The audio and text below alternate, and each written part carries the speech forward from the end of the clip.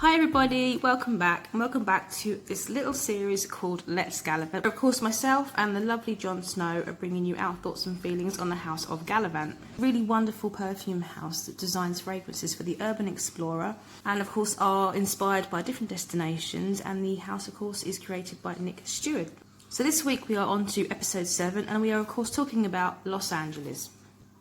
So, of course, to those who do watch our little Gallivant series and have been enjoying it, you'll know that we take it in turns to be the one that initiates the review while the other reacts to it. And obviously this week, here I am at the beginning, so I'll be initiating the review. And I do have to apologise to John, who has been waiting very patiently in the wings for me to complete this video. I've taken my time with this one, not particularly complicated fragrance, but it has a lot of subtle complexities, which I think you need to take time to experience. So, here I am finally ready to talk about Los Angeles. So as always, I will wear the fragrance for a few days.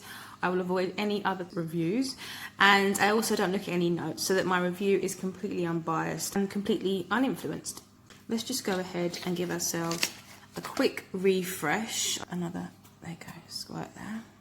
So Los Angeles opens up a really beautiful, sweet, smoky, powdery, slightly herbaceous scent. It's so soft and cloud-like.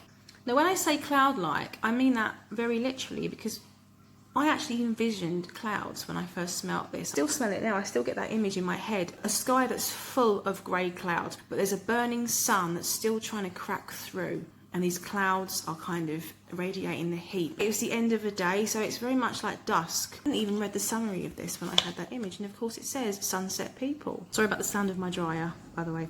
I was trying to work out where that hot sun is coming from, where it's coming from in this scent.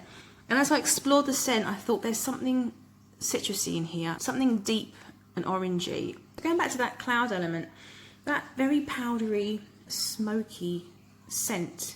It's very soft, it's very airy, but it's actually really beautiful.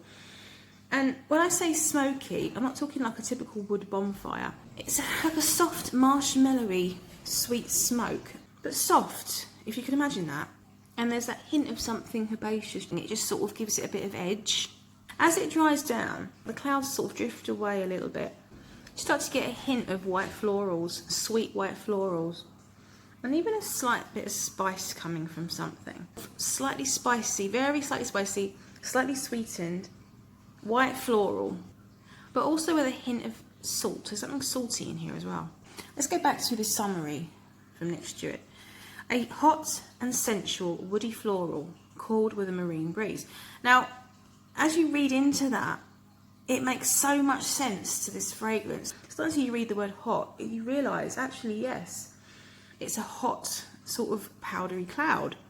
And there is a sensual woody floral that starts to come through. And that saltiness that I pick up on does give you this very slight hint of something marine, but not enough to be called a marine fragrance by any stretch. It's just tickling around the edges. It's just a bit of saltiness. And yeah, maybe a salty breeze is the right way to put it, because it is such an airy, floaty fragrance that you would call it a breeze.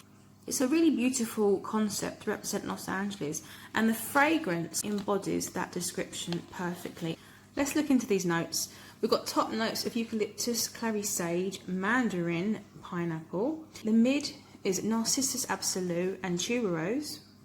And the base is something called cade, or is it sade, which I had to look up because I have no idea what that actually was. It's an oil that comes from the juniper tree, and it has to be made in a very technical way through distillery and through other processes. So it effectively is a thick tar oil. Also we have gaiac wood, we have nagamotha, which is also, or cypress root. There are musks, and there also is heliotrope.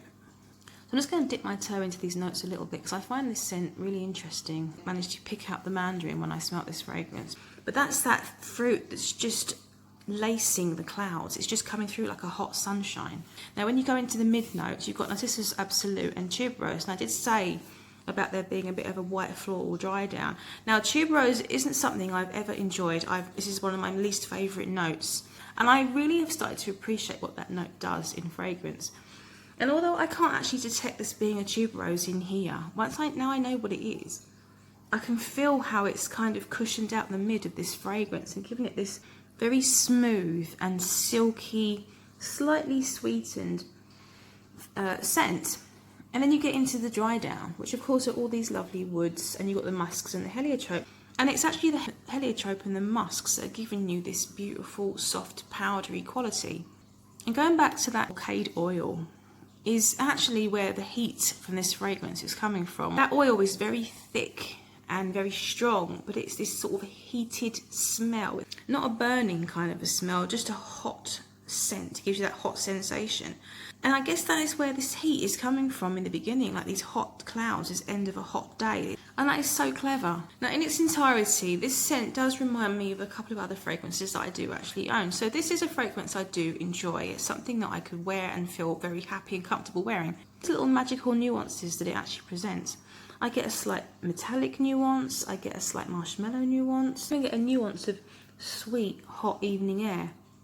Now this clever little fragrance is actually the winner this year at the 2020 Pure Beauty Global Awards, and it was the winner in the Best Niche Fragrance category. So I have to obviously congratulate Nick Steward on his win for Los Angeles. And this is definitely one of my favourites from the House of Gallivant so far. I think I still love Berlin most because I don't have anything else like Berlin, but it's totally up my street and definitely my second favourite I think from the house. And that is Los Angeles. So I can finally get this review over to John. Let's see if we share any of the same opinions on this one. So that is it, guys. Thanks so much for watching. John, over to you. Okay, thanks for that then, Lizzie. So, before I get into sort of reacting to yours, what do I think of the fragrance and some little pointless Los Angeles facts that nobody knew or probably wanted to know. Okay, Los Angeles. So up until 1847, Los Angeles was a city in Mexico before it was invaded, and then obviously it became a part of American territory. Before it was called Los Angeles, it was called El Pueblo de Nuestra Señora Reina de Los Angeles sobre el Río Perfume, or something along them lines. Spanish is not my language, as you can tell. It is the second most populous city in America, of seen between 12 to 18 million, which is near enough twice the size of a population of the whole of Scotland. Obviously it's famous for Hollywood, which is considered kind of the spiritual home of Western films. 40s. Sorry about that, a bit noisy. 47% of the population of LA, which I find quite brilliant actually, to have quite a nice high proportion, given it's really a Mexican city, is of Latino descent. Obviously a lot of them will be of Mexican descent as well. And finally, in LA it's actually illegal to lick a toad. So there you go. Now, quite unusually, me and Lizzie seem to be quite so much on the same page with this one. For me, it opens kind of with a gorgeous, very warm, sticky blast of like, well, I get mainly orange. Maybe there's a kind of touch of pineapple in there. Don't really pick it out, but it's like, you know, like a dark, stewed, thick pineapple. And it does feel very warm. But as it settles, which makes sense from one of the things that Lizzie said about one of the notes, it actually felt like a boozy flavoured gin to me. And slowly I get the tuberose and a touch of the narcissus coming through. But for me, the tuberose was kind of where I get a little bit of that powderiness, not like a powderiness, it's hard for me. I always think of it as like a crunchy icing sugar sometimes, tuberose. And that is very beautiful, but it's still supported by them warm fruits. Now, I didn't get the cloud, but I got the breeze straight away. Like a hot breeze off a hot ocean. not fishy or anything like that, but it does have that touch of like saltiness in it, but it's not overly salty. It just gives it a bit of an edge, and that's obviously with a bit of the musks too.